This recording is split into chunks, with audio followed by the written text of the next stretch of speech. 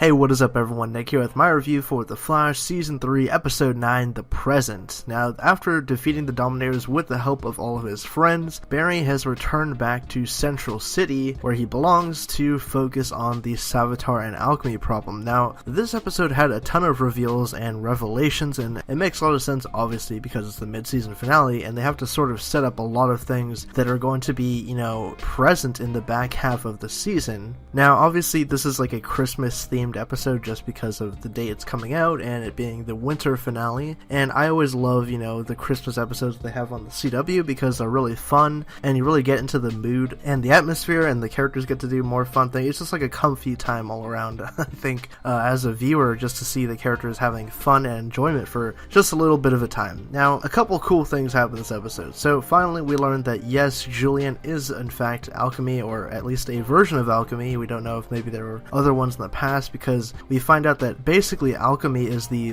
manifestation of Savitar, because he can't actually come to physical form without having alchemy and the Philosopher's Stone out and present, and he's basically been taking over Julian ever since he went on this archaeological dig and found the Philosopher's Stone and unleashed Savitar on the world. And basically what he's been doing, according to Jay, is prepping the world for his arrival. Now I'll also talk about what happened in Earth 3 when we first met Jay Garrick in this episode. It was really cool. It was just a little throwback kind of thing, Earth 3 Trickster versus Jay Garrick, and it's just fun to see Mark Hamill and John Wesley Shipp interact again, because I think this is the first time they've interacted during this version of the Flash TV show. So it's a great callback, and the Trickster of Earth 3 looks very much like the Joker that we know from the main comics and stuff. He's got kind of the suit and everything, he's looking a little spiffy, he's got the makeup and all that sort of thing. So really cool seeing Mark Hamill again, even though it was just basically a cameo. The things we learn about Savitar this episode are pretty significant. I think that we see the early version of Savitar like a proto-origin where he,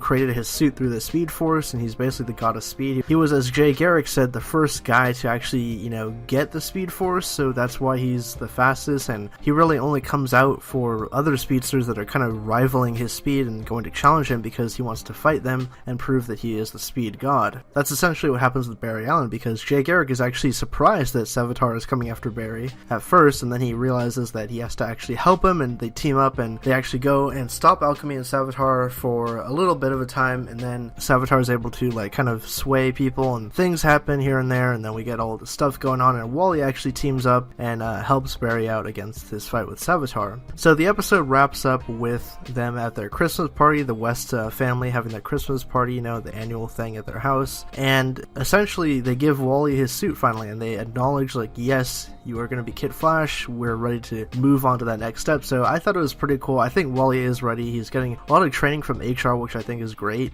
because I love seeing HR be kind of his quirky self and help out Wallace, as he calls him. Very interesting stuff here. I'm definitely looking forward to the back half of the season. From what we've seen of leaked set photos, it looks like Jesse Quick is going to come back and team up with Kid Flash, and Vibe is going to get his costume finally. So a lot of things are going to be going on here. I'm assuming Savitar will be back eventually, even though they kind of threw his little box into the Speed Force. That'll play a big part, I'm sure, in the back half of the season. So anyways, leave your thoughts down in the comment section below. What do you guys think of all the reveals that we had? It was a pretty big one. I don't really want to spoil it in this review, but you guys can check the episode out definitely, because there's a lot of stuff going on just to see as a viewer and to get caught up on what's to know. I'm going to give this one a 9 out of 10. I really actually did enjoy the episode. It was just a little weird because this is like a minor spoiler, I guess. The episode doesn't actually end on like a cliffhanger, which is typical of, winter finales. They have this big build up and then the resolution, and then there's like this whoa cliffhanger at the last minute, and then that leads into,